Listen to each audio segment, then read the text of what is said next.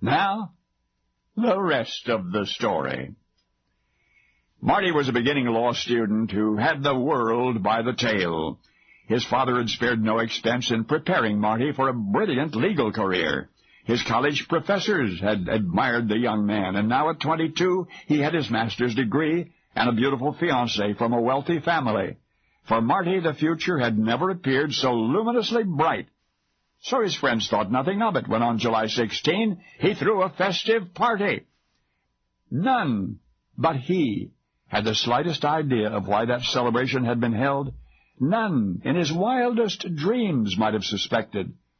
Marty's friend Justice was last to leave, or would have been, had Marty let him. But when the laughter had died away and the others had gone, Marty took Justice by the arm, sat him down, and began to tell him something wonderful. He, Marty, had been visited from beyond the stars. He, Marty, had had a close encounter. And this, as Justice heard it, was the rest of the story. Getting ready for the upcoming semester had been at once happy and an aggravating adventure. In the first place, the textbooks Marty must have were not available at the university. He'd have to procure them from an off-campus supplier. No big deal. Marty would walk to the store and back. In fact, he was returning from that shopping trip with his brand-new law books. The books were bundled under his arms. Dark clouds began gathering.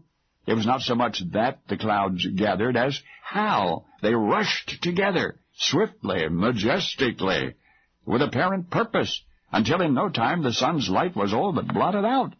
Marty remembered the odd chill that came over him as rain began pelting his coat, the otherwise almost dreadful silence that seemed to fall over the world. He looked up, strangely confused, and a moment later it happened. A blinding flash of light enveloped him. The awesome sound, like none other he'd ever known. A horrific explosion and a roaring echo. The earth shook and Marty fell, terrified. This had been his amazing experience. Marty's friend Justice, listening, now smiled. Marty must not be unduly alarmed, Justice said. What had obviously happened was lightning had struck close by, and as long as Marty was unhurt, there was nothing to worry about. A lightning indeed, Marty agreed, but also a sign, a close encounter of the very first kind, a command from heaven itself, to which Marty had instantly responded as he fell to the ground. He vividly recalled saying, "Save me, and I will devote my life to God in a monastery."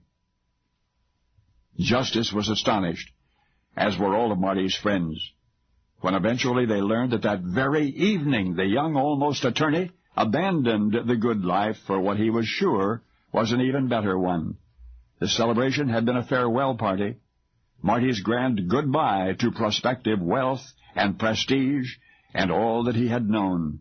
Before dawn, he was behind the walls of an Augustinian monastery, and inspired by the white-hot memory of once upon a summertime, Marty did become a monk, and more.